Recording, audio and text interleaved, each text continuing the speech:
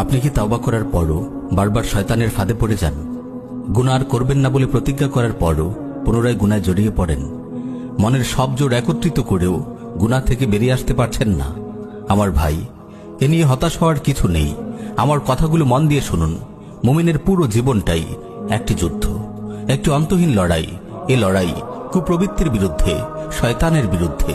ইমাম ইবনুল কাইয়িম রাহিমাহুল্লাহ তার কালজয়ী রচনা উদ্দাতুস সাবিরিন গ্রন্থে বলেন, বালেগ হওয়ার পর থেকেই মুমিন ও শয়তানের মাঝে বেঁধে যায় এক ভয়াবহ লড়াই। মুমিন তার আকল, ইলম, সবর ইত্যাদির মতো হাতিয়ারগুলো নিয়ে কুপ্রবৃত্তি ও শয়তানের বিরুদ্ধে ঝাঁপিয়ে পড়ে। শয়তানও তার দলবল নিয়ে মুমিনের উপর হামলা করে। কোনো ফয়সালা না হওয়া পর্যন্ত এ লড়াই অব্যাহত থাকে। প্রিয় ভাই ও বোন, যতদিন আপনি এই পৃথিবীতে বেঁচে আছেন, এ লড়াই এক মুহূর্তের জন্যও থামবে না। এজন্য শয়তানের বিরুদ্ধে বিরামহীন কুস্তি যুদ্ধ। কখনো শয়তান কুস্তিতে আপনাকে হারিয়ে দেবে, আপনাকে মাটিতে ফেলে আপনার বুকে চেপে বসবে।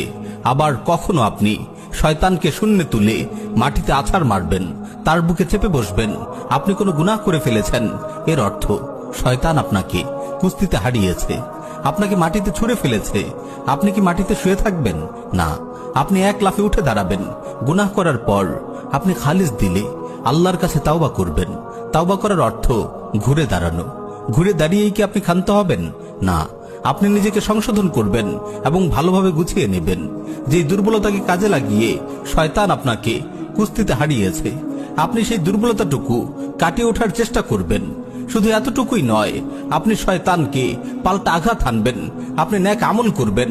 নেক আমল করা মানে শয়তানকে পাল্টা আঘাত করা, তাকে কুস্তিতে হারিয়ে দেয়া, তাকে মাটিতে আছাড় মারা। এখানে আমি কোরআনের দুটি আয়াত আপনাকে শোনাতে চাই। ইল্লাল্লাযীনা তাবু ওয়া আসলাহু ওয়া আতাসামু বিল্লাহ ওয়া আখলাসু দীনাহুম লিল্লাহ ফাউলাইকা মাআল মুমিনিন ওয়া সাওফা ইউতিল্লাহুল মুমিনিনা আজরান আযীমা। যারা তাওবা করে, নিজেদের অবস্থা সংশোধন করে, আল্লাহকে দৃঢ়ভাবে আঁকড়ে ধরে এবং আল্লাহর উদ্দেশ্যে তাদের দিনে একনিষ্ঠ থাকে, তারা মুমিনদের সঙ্গে থাকবে এবং মুমিনগণকে আল্লাহ অবশ্যই মহাপুরস্কার দেবেন। এই আয়াত থেকে আমরা জানতে পারি, কেবল তাওবা করলে হবে না, বরং তাওবার পর নিজের অবস্থা সংশোধন করতে হবে এবং কোরআন সুন্নাহকে দৃঢ়ভাবে আঁকড়ে ধরতে হবে। অপর আয়াতে আল্লাহ তাআলা বলেন, ইল্লা মান তাবা ওয়া আমানা ওয়া আমিলা আমালান সালিহা ফাউলাইকা ইউবাদদিলুল্লাহু সাইয়্যাতিহিম হাসানাত ওয়া কানা আল্লাহু গফুরুর রাহিমা। যারা তাওবা করে, ঈমান আনে ও নেক আমল করে, আল্লাহ তাআলা এমন লোকদের গুনাহ সওয়াব দ্বারা পরিবর্তন করে দিবেন। আল্লাহ ক্ষমাশীল, পরম দয়ালু। এই আয়াত থেকে আমরা বুঝতে পারি, কেবল তাওবা করে নিজের অবস্থা সংশোধন করে ক্ষান্ত হওয়া যাবে না, বরং এরপরে নেক আমল করতে হবে। শয়তানের বিরুদ্ধে পাল্টা আঘাত হানতে হবে, তাকে নেক আমলের আঘাতে দুর্বল করে ফেলতে হবে। প্রিয় ভাই ও বোন, সবসময় মনে রাখবেন, আপনি যুদ্ধের ময়দানে আছেন। শয়তানের কাছে একবার ধরাশায়ী হয়েছেন তো কি হয়েছে, আবার উঠে দাঁড়ান, কোমর বাঁধুন, নিজেকে গুছিয়ে নিন, নিজের দুর্বলতাগুলো কাটিয়ে উঠুন। তারপর শয়তানকে পাল্টা হামলা করুন, শয়তানকে মাথার উপর তুলে মাটিতে আছাড় মারুন। তাওবা হলো আপনার ঘুরে দাঁড়ানো, আর নেক আমল হলো আপনার পাল্টা আঘাত। তাই তো কোরআনে বহুবার তাওবার পর নেক আমলের কথা এসেছে। মান তাবা ওয়া আমানা ওয়া আমিলা আমালান সালিহা। যে তাওবা করে, ঈমান আনে ও নেক আমল করে। প্রিয় ভাই, শয়তানের কাছে যদি আপনি বারবার পরাজিত হন, বারবার আছাড় খান, এতে লজ্জিত হওয়ার কিছু নেই, নিরাশ হওয়ারও কিছু নেই।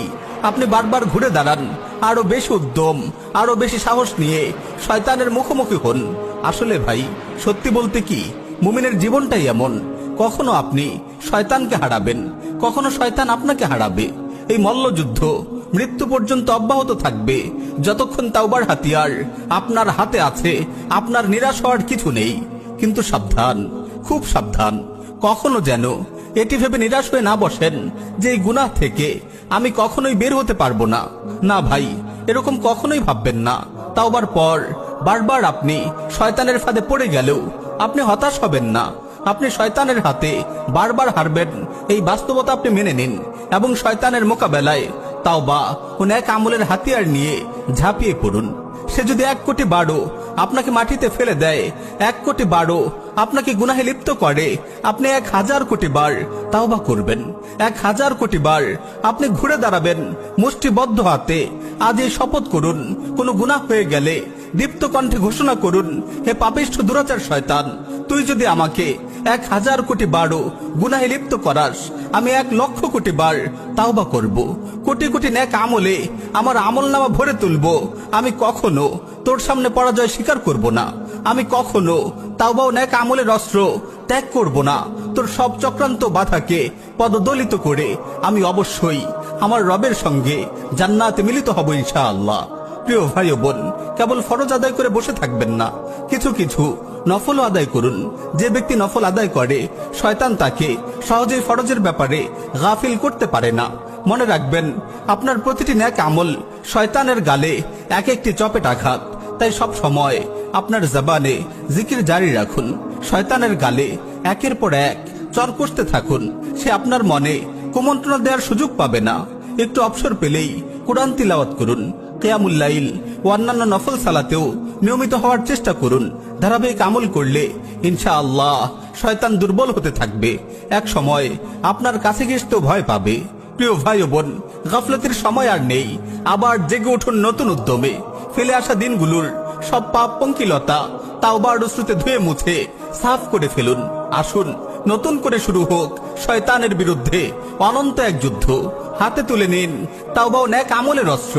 যতই শয়তান আপনাকে গুনাহের ফাঁদে ফেলুক, ইনশাআল্লাহ আপনি মৃত্যু পর্যন্ত তার কাছে হার মানবেন না।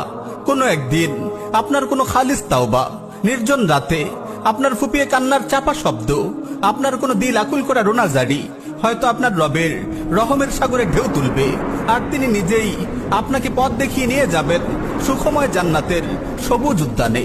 গুনাহের বিরুদ্ধে, নফসের বিরুদ্ধে, শয়তানের বিরুদ্ধে যুদ্ধরত প্রতিটি মুমিন ভাই বোনকে একটি আয়াত স্মরণ করিয়ে দিয়ে বিদায় নিব, ওয়াল্লাযীনা জাহাদু ফীনা লানাহদিয়ান্নাহুম সুবুলানা। আর যারা আমার পথে চেষ্টা সাধনা করে, আমি অবশ্যই তাদেরকে আমার পথে পরিচালিত করব।